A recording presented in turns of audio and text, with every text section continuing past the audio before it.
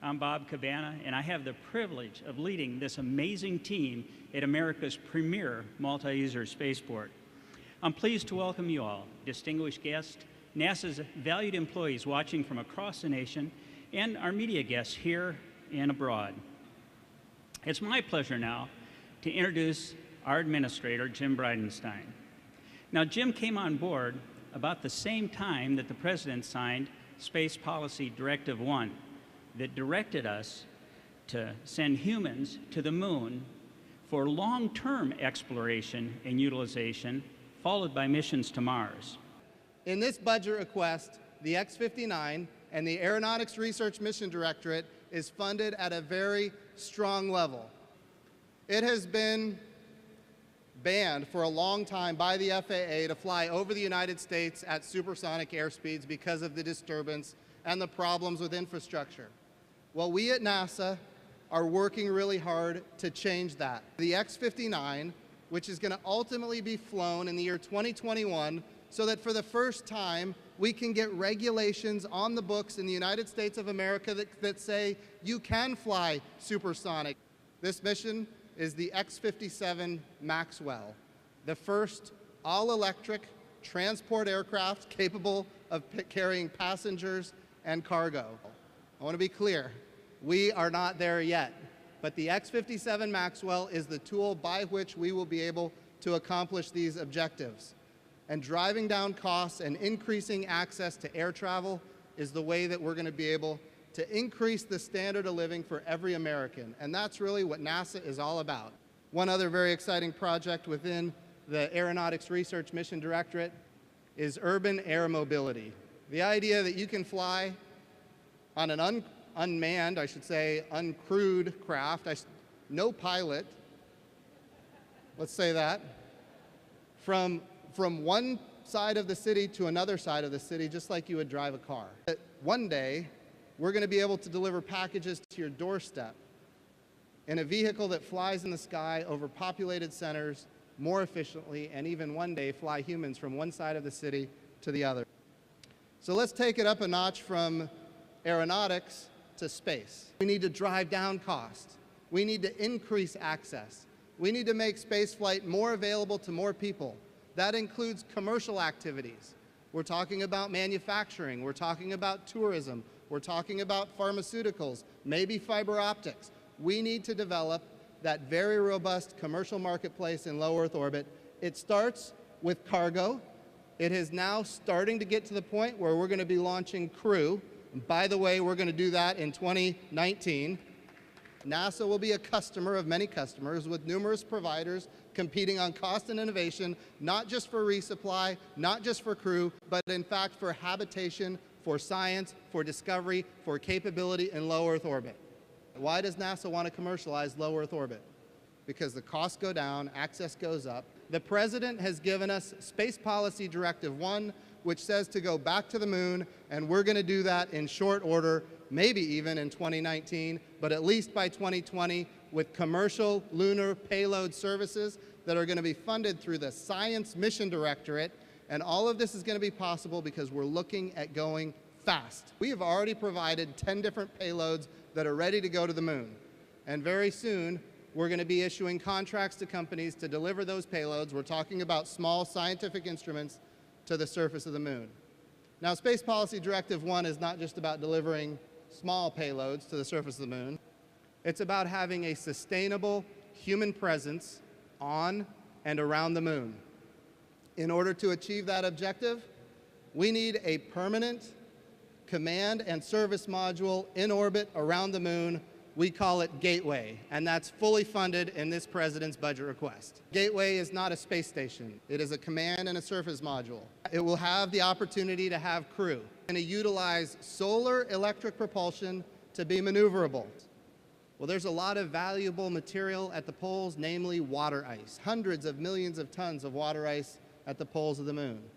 Well, what Gateway represents an opportunity to get to more parts of the moon than ever before. What we're interested in doing is learning all about the entire moon, and Gateway is going to allow us, with this reusable command and service module with solar electric propulsion, it can be in that equatorial region, that near rectilinear halo orbit. It can go to the north, it can go to the south, L1 and L2, giving landers, rovers, robots, and humans more access to more parts of the moon than ever before. That means we need to be able to launch mass payloads off the surface of the Earth. We need the SLS, and we need the Orion crew capsule, and we need the European service module, all of the above. We need reusability in the entire architecture between the Earth and the moon. Reusable launch, reusable tugs, reusable command and service modules in orbit around the moon, reusable landers, robots, rovers, human landers going to the surface of the moon. And that's really what Space Policy Directive 1 is all about, a sustainable return to the moon. I want to be clear, Orion, by EM4, is going to have a lot of its components reusable. But we could actually be reusing the pressure vessel of Orion in the near future. When it comes to SLS, SLS is not reusable. It is a critical piece of the architecture that enables us to deliver reusability to the moon. This is a transformational strategic capability for the United States of America. SLS and Orion and Gateway, and in low Earth orbit, the International Space Station, commercial crew, commercial resupply, and commercialization of low Earth orbit for habitation, all of this is very strong in the President's budget request, and we are thrilled as an agency that he is backing up not just with Space Policy Directive 1, but with his budgets. And this is going to help us build that sustainable return to the moon. For the first time in over 10 years, we have money in this budget for a return to the moon with humans. I'm talking about human-rated landers, compatible with Gateway, that can go back and forth to the surface of the moon. We are funding human-rated landers to go to the moon for the first time in over 10 years. We're going to go live from the Johnson Space Center, where we're going to meet astronaut Karen Nyberg. Thank you, Administrator Bridenstine. I'm astronaut Karen Nyberg, and I'm here at the Johnson Space Center, as he said, inside a test version of the Orion capsule. Over at KSC, you, of course, are seeing the real hardware, what is going to fly crews to space, to the vicinity of the moon. This is actually a volumetric mock-up. It's the same size, what you would expect, what the Orion is. I'm sitting here next to the commander's seat. The commander would be sitting here to my left, and in front of us are the displays. We have three screens that we can switch depending on what phase of flight we're in. We can pull up any number of displays. Here we monitor all of our systems, communication prop, our ECLIS, our electrical system. We can monitor our attitude in space and also our trajectories, and also send commands from here as well. It's quite slick. Above my head, you'll see we have several windows, which I think is a key component for any vehicle that is going to carry people. So this is a lunar sample that was actually brought back from one of the Apollo missions, and this one actually flew on a space shuttle to the space station. And we're really excited as crew to be able to bring back samples like this for scientists to study again, and eventually samples from Mars. We have 3 lunar samples that have come back from the moon that have never been opened. We're going back to our missions from 1969 to 1972. We are very much looking forward to contracting with 9 different companies to study those very pristine samples that have never been opened. So I'd like to thank, if it's okay, the Apollo generation for preserving these samples. One of the valuable capabilities that the Gateway is going to bring is a plus-up in solar electric propulsion, because we want to be able to have it maneuverable around to go to all parts of the moon, and in order to do that, it can't grow too big. The mass has to be constrained. Solar electric propulsion, which has a very high specific impulse. In other words, it can be used for a very long period of time for sustainability. This is not what it is right now today, but this is aspirational. A couple of weeks ago, we announced that Canada is stepping up for the next 24 years to partner with us on robotics on the Gateway.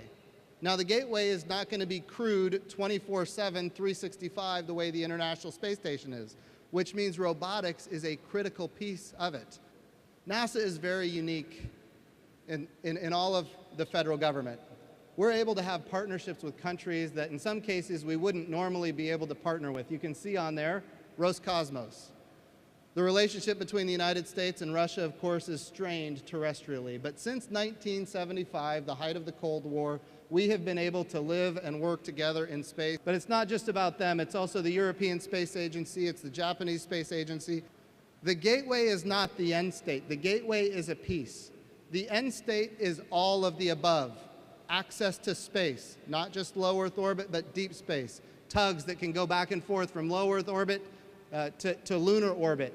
The Gateway itself, which of course is this reusable command and service module in orbit around the moon, and reusable landers, as I've mentioned, which are funded in this budget for the first time in 10 years, that can take humans back and forth to the surface of the moon reusably, but also robots and landers and rovers, something like this. And in order to talk a little bit more about the Gateway, I'd like to go to the Glenn Research Center, and I'd like you to share with us, if you will, just a few minutes about what's happening with solar electric propulsion. Hi, I'm standing here in the high bay of the Electric Propulsion and Power Laboratory, where we're getting ready to perform technology development that will take us forward to the moon. A team here at NASA's Glenn Research Center is working in collaboration with our colleagues at the Jet Propulsion Laboratory on the development of a high-power solar electric propulsion system in support of deep space exploration missions. The intended application for this technology is the Gateway that Deb and others have referred to today. The Gateway will enable crew to live and work in deep space for months at a time and serve as an outpost for human missions to the lunar surface. The power and propulsion element will be the first part of the Gateway, and it will provide power, propulsion, and communications during the assembly and operational phases of the Gateway. Gateway will utilize solar electric propulsion to maintain its position and also move between lunar orbits. A Hall thruster ionizes neutral xenon gas and accelerates ions at high exhaust velocities to create fuel-efficient thrust. The power processing unit takes power from the solar array and it converts it to the currents and voltages necessary to operate the thruster. Today we're preparing to test an advanced electric propulsion system that operates at a power level 3 times greater than systems that are currently used on orbit. It also operates with greater fuel efficiency and for longer lifetimes than those types of systems. This is very important for Gateway. Let's go inside the vacuum chamber now with Deb. Right now, we're inside VF6. This is actually the largest chamber at Lewis Field, vacuum chamber at Lewis Field. Behind me is a thruster. It's an engineering model. Around it is a thermal shroud. Our facility, before we can actually run the thruster, we have to button up our facility, and we actually have to pump out all of the air. We do that with very large vacuum pumps, both inside the chamber and outside the chamber. The chamber walls can be actually chilled down to minus 320 degrees Fahrenheit, and you can see that the chamber is actually lined in graphite. The reason for that is that this is an electric propulsion chamber. The thruster plume is energetic enough to actually erode the walls of the chamber, and that graphite minimizes both the damage done to the chamber as well as that chamber material coming back and landing on the thruster itself.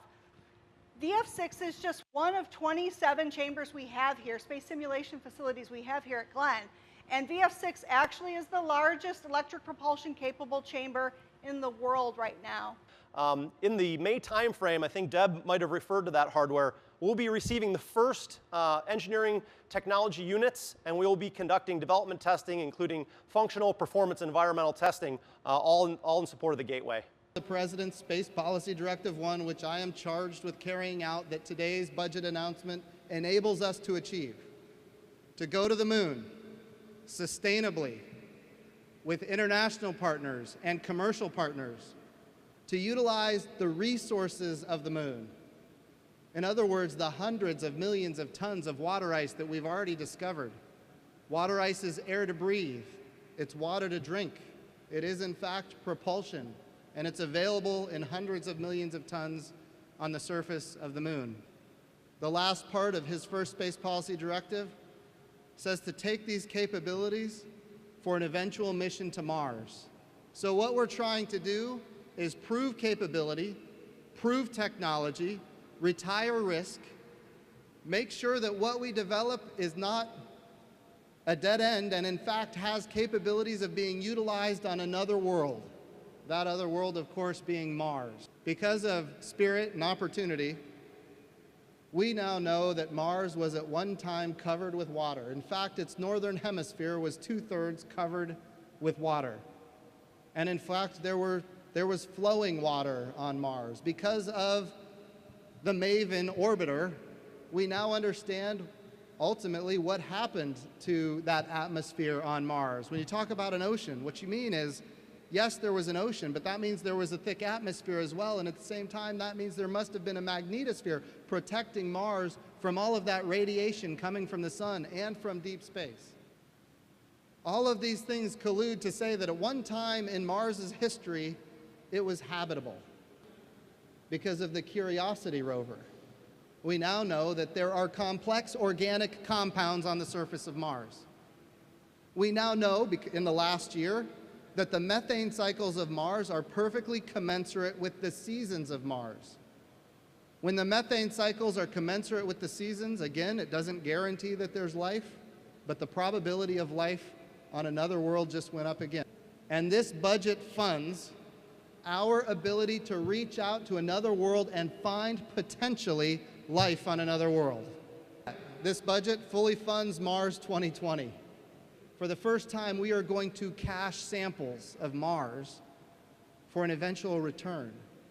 We're also going to figure out how do we use the carbon dioxide of Mars to create oxygen that eventually humans will be able to breathe. And even more exciting, we are going to, for the first time, fly a helicopter on another world with the Mars helicopter. Mars 2020 is fully funded in this budget request, but even more, a Mars sample return is also funded in this budget request, which we are very excited about. The moon is the proving ground. Mars is the horizon goal, and it requires an all-of-the-above approach. OSIRIS-REx entered orbit around Bennu, the smallest object that we've ever been able to orbit in human history, and because of that, we're going to have this little robot ultimately do a sample return from Bennu, an asteroid in deep space. We flew by Ultima Thule with New Horizons, 4 billion miles from Earth on the other side of Pluto in the Kuiper Belt. And we're getting beautiful images of this asteroid in the Kuiper Belt that is a binary contact. And of course, before we did this flyby, we had no idea what this object would look like, but now we know. Well, if we're going to take humans to Mars, they're going to have to travel through deep space. One of the most dangerous elements of deep space is, of course, the radiation that comes from the sun and radiation that comes from deep space. We need to better understand how the sun puts this radiation into space. We need to be able to, in fact, predict solar flares and corona mass ejections, because if we're not able to predict that and our astronauts end up in the middle of something like that, it could be very damaging for their health. So when it comes to heliophysics, Parker Solar Probe is fully funded, and of course we are following the guidance of the decadal surveys for heliophysics so that ultimately we can understand how the sun interacts with the Earth, other planetary bodies, and ultimately be able to predict so we can provide protection for humans here on Earth.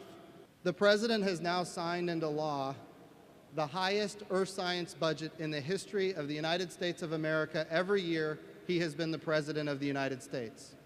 We want to reduce climate uncertainty, and what we do when we study the planet is we sense the Earth in every part of the electromagnetic spectrum, and we share that information with the world, and we do it for free. NASA is an agency. We don't do policy. The Decadal Survey for Astrophysics wants us to see, no kidding, the beginning of the universe, what we call cosmic dawn, to see the first light in the universe, light from stars, light from galaxies, to even assess the earliest black holes. And for now, for the first time, we're proving out the reality of the theory of relativity, Einstein, and all of these other things. We're seeing it for the first time. We talk about Hubble and Chandra and Spitzer and Kepler. We now know that the universe is not only expanding, but it's expanding at an ever-increasing rate. It is, in fact, accelerating. And we talk about things like dark matter, which we now know is most of the matter in the universe. We can't interact with it, we can't see it, but we know it's there because we can see its gravitational effects. We need to be able to see that cosmic dawn, the first light in the universe. This administration is committed to the James Webb Space Telescope, and we have bipartisan support for the James Webb Space Telescope, and it is our agenda, our #1 agenda for James Webb is mission success. We're talking about establishing America as the lead in physics for the next 30 years. When James Webb Space Telescope is launched and we're able to see cosmic dawn, it establishes the United States as the leader of physics for the next 30 years. So this is an exciting time. The other thing that's important, that this comes straight from the Decadal Survey, we want to be able to look at other stars. And not only look at those stars, but look at other planets around those stars and characterize those planets as to their habitability. Could those planets be able to host life? And James Webb is going to give us an opportunity to look at the light as it transfers through that atmosphere. Certain parts of the spectrum are not going to make it through, and we're going to be able to determine the atmospheres of planets around other stars and make assessments as to characterize, if you will, the atmospheres of those planets. The Gateway is not just about getting to the moon. It's not just about studying the moon from an orbit around the moon. The Gateway gives us an opportunity to study deep space from a human-tended space station, which gives us a capability that heretofore we've never seen. Here's what we know. On the far side of the moon, it is very quiet. Why is it so quiet? Because all of the electromagnetic radiation that we create, it's quiet on the far side of the moon. So we can image deep space in parts of the electromagnetic spectrum that we can't currently image deep space with. So in closing, I want everybody to know that NASA's budget request is very good. And we have bipartisan support, which I have been committed to from the beginning for NASA, not just in the House, but also in the Senate. And we're going to be able to accomplish more than we've ever been able to accomplish before because of the administration support and bipartisan support. That means heliophysics is a critical piece of our moon to Mars capability, and it goes beyond that. I want to encourage everybody to visit nasa.gov/moon to Mars. This little agency that constitutes less than one half of 1% of the federal budget, this little agency has elevated the human condition in ways that most people don't even know. Know this, NASA is going to get a healthy budget. The administration is supporting it. We've got bipartisan support in the House and the Senate. What we've got to do is make sure we communicate it to the world and ultimately keep it strong for the future. And the only way we do that is communicate it to the world. Again, nasa.gov/moon to Mars. Thank you so much. It's great being here at the Kennedy Space Center.